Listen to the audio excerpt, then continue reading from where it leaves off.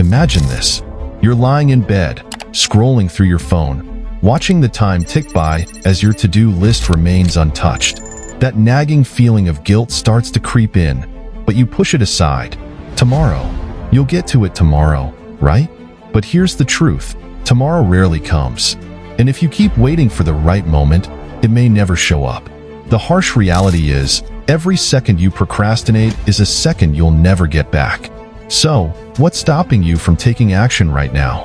What if the time you're wasting is stealing the future you've dreamed of? Stay with me, because in the next few minutes, we're going to break down how to finally beat procrastination for good. And no, this won't be your average list of tips you've heard a million times before. This is going to hit differently. We all procrastinate for different reasons. Fear of failure, perfectionism, maybe even boredom. But what if I told you that procrastination is silently killing your dreams? It's not just an innocent delay. It's robbing you of opportunities, growth, and success. Think about it. Every time you put off that project, that workout, that phone call, you're letting your future self down. Imagine looking back in 10 years, realizing that the only thing standing between where you are now and where you could have been was procrastination. Let that sink in for a moment. Are you really willing to keep making excuses when the cost is your future? You might be thinking, but I'll get to it eventually. Here's a reality check. Eventually is a myth. The clock is ticking, and the life you want is waiting for you to show up. Now, I know what you're thinking. Yeah, I'll stop procrastinating right after this video, but hold on. Before you reach for that next snack or scroll on TikTok, ask yourself this. Is that really how you want your day to go? Because binge watching funny cat videos isn't going to help you smash your goals. Unless, of course, your goal is to master the art of procrastination. So, what's really behind our habit of putting things off? Is it laziness? Lack of discipline? No. The answer is way deeper, and it lies in your brain chemistry. Yup, we're about to get scientific here, but stay with me. Our brains are wired to seek pleasure and avoid pain. That's why scrolling on social media feels good and starting a new project feels like torture. Your brain is tricking you into thinking that delaying the hard stuff is a better idea. But here's the twist, it's not. By procrastinating, you're training your brain to seek comfort over challenge, and that's a dangerous game. Want to know the key to stopping this cycle? It's all about rewiring how your brain reacts to tasks. In a few moments, I'll share a strategy that'll make even the most difficult tasks seem easy to start. But first, let's talk about the immediate fix. Alright, here's a game changer that you can use right now, the 5-minute rule. This is going to flip the way you approach your tasks. You don't need to commit to finishing an entire project today. You only need to commit to starting for 5 minutes. That's it. Why 5 minutes? Because starting is always the hardest part. Once you get going, something incredible happens. Momentum kicks in, and suddenly, what felt impossible becomes doable. You'll find yourself saying, well, I've already started, might as well keep going. Imagine how much you could get done if you just gave yourself permission to start small.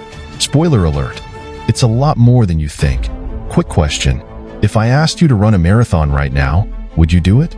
Probably not, right? But what if I told you all you had to do was put on your running shoes and step outside? Sounds easier, doesn't it? That's the 5-minute rule in action. Now, let's tackle the next issue, overwhelm. Big projects feel, well, big. It's easy to put them off when they seem impossible to finish. But what if you could break them down into bite-sized pieces? Here's a secret, you can.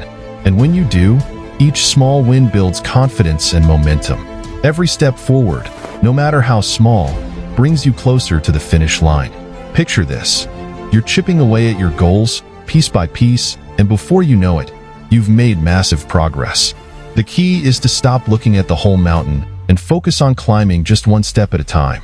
Now, you might be thinking, that sounds simple, but does it really work?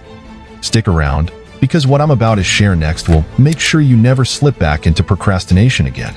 If you really want to supercharge your productivity and eliminate procrastination, you need one thing: accountability. Here's the deal. When you keep your goals to yourself, it's easy to procrastinate. No one knows, no one's watching. But when you tell someone, when you create a deadline, something changes. It's like a switch gets flipped, and suddenly, there's a sense of urgency. Now it's not just about you. It's about keeping your word to someone else. Want to take it up a notch? Add consequences. If you don't hit that deadline, maybe you owe a friend $50 or post an embarrassing photo on social media. Yeah, you heard me right. Nothing lights a fire under you like the fear of public humiliation. Procrastination doesn't stand a chance when the stakes are high.